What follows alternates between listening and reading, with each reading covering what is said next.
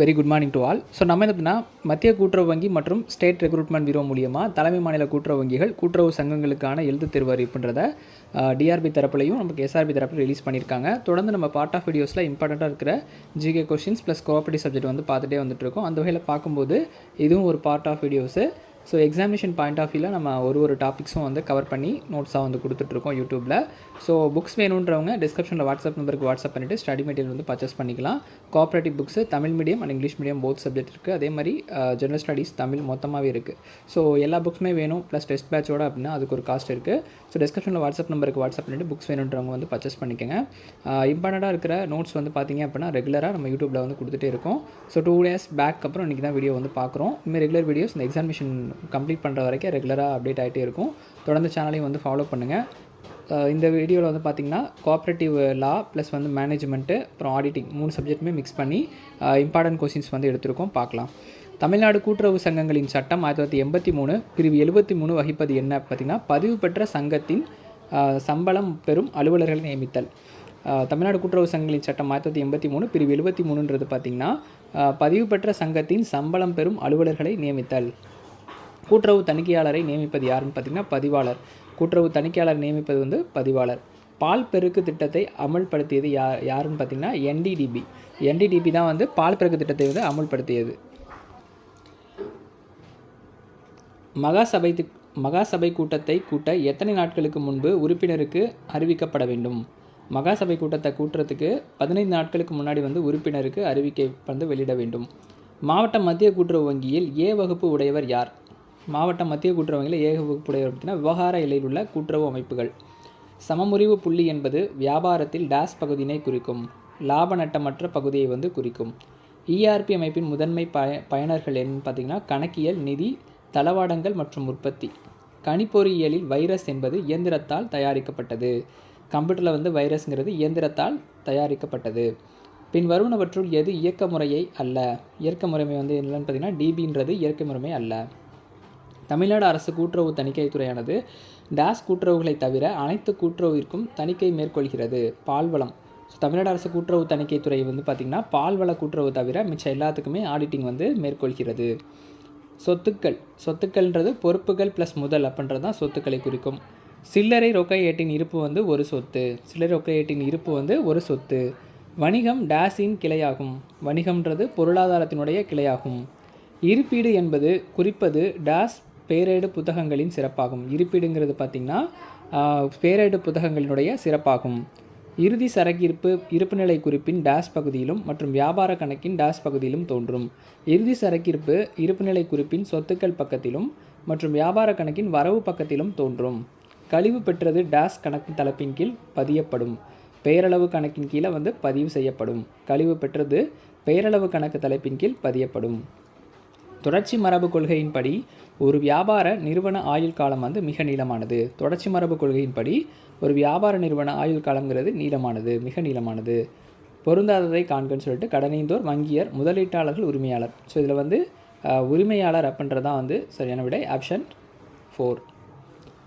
அடுத்ததும் வந்து பொருந்தாததை கண்டுபிடி. ஏற்றுமதி, இறக்குமதி, மறு ஏற்றுமதி, பண்டக காப்பு. ஆப்ஷன் 4 வந்து பண்டக காப்பு. 2017 ஆண்டுப்படி மொத்த தேசிய மயமாக்கப்பட்ட வங்கிகளின் எண்ணிக்கை வந்து 19. 2017 ஆண்டுப்படி வந்து தேசியமயமாக்கப்பட்ட வங்கிகளினுடைய எண்ணிக்கை 19. அனைத்து கூட்டுறவு வங்கிகளும் அதன் உறுப்பினர்களுக்கு சொந்தமாகும். அனைத்து கூட்டுறவு வங்கிகளும் அதன் உறுப்பினர்களுக்கு சொந்தமாகும். எது சரியாக உள்ள இணை அப்படின்னு சொல்லி கேட்டிருக்காங்க. ஐஎஃப்சிஐ, எம்யூ முத்ரா, அப்புறம் வந்து பெரிய தொழில் எஸ்ஐபிபின்னு சொல்லி கொடுத்துருக்காங்க. டிசிசிபி ஒற்றை அமைப்பு தொழிற்கடன். ஸோ இதில் முத்ராங்கிறது சிறு வணிக தொழிற்கடன். முத்ரா லோன் வந்து கொடுக்குறாங்கல்ல, ஸோ இது வந்து ஸ்மால் இது வந்து இண்டஸ்ட்ரி டெவலப்மெண்ட்டுக்காக கொடுக்குற ஒரு ஃபண்டு. ஸோ சிறு வணிக தொழிற்கடன் முத்ரா. ஐடிபிஐ வங்கியானது டேஸ் வங்கி அமைப்பிற்கு எடுத்துக்காட்டாகும். ஐடிபிஐங்கிறது வளர்ச்சி வங்கி அமைப்பிற்கு எடுத்துக்காட்டாகும். இண்டஸ்ட்ரியல் டெவலப்மெண்ட் பேங்க் தான். ஸோ ஐடிபிஐங்கிறது industrial development bank of India. ஏற்றுமதி இறக்குமதி வங்கியானது இந்தியாவில் துவங்கப்பட்ட ஆண்டு 1982. ஏற்றுமதி இறக்குமதி வங்கி வந்து இந்தியாவில் துவங்கப்பட்ட ஆண்டு 1982. மாவட்ட மத்திய கூட்டுறவு வங்கியானது மாநில கூட்டுறவு வங்கி மற்றும் டேஸால் கட்டுப்படுத்தப்படுகிறது. ஆர்பிஐ கீழே கட்டுப்படுத்தப்படுகிறது. புதிய தலைமுறை கூட்டுறவுகள் எதுன்னு பார்த்திங்கன்னா சுய உதவி குழு. கூட்டுறவு சங்க தலைவர் தமிழ்நாடு கூட்டுறவு சங்க சட்டம் 1983 எப்பிரிவின் கீழ் தேர்ந்தெடுக்கப்படுகிறார்? பிரிவு 43. ஸோ இந்த மாதிரி சட்டப்பிரிவு வருஷம் அப்படின்னு பார்க்கும்போது கொஷின்ஸோடையே வந்து அந்த வருஷம் கொடுத்துருந்தாங்கன்னா நோட் பண்ணிவிட்டு படிங்க. ஸோ டேரெக்டாக எந்த எந்த ஏற்படி எந்த சட்டத்தின்படி அப்படின்னு சொல்லி கொடுத்துருக்காங்க. 1983 கூட்டுறவு சங்க சட்டம், தமிழ்நாடு கூட்டுறவு சங்க சட்டம் 1983 பிரிவு 43. ஸோ என்னென்னு பார்த்தீங்கன்னா கூட்டுறவு சங்க தலைவரை வந்து தேர்ந்தெடுக்கிறதுக்காக பிரிக்கப்பட்ட பிரிவு சட்டப்பிரிவு. அதில் வந்து எந்த வருஷம்னா 1983. ஸ்வீடனில் முதல் கூட்டுறவு இயக்கம் எப்போது ஆரம்பிக்கப்பட்டது? 1850.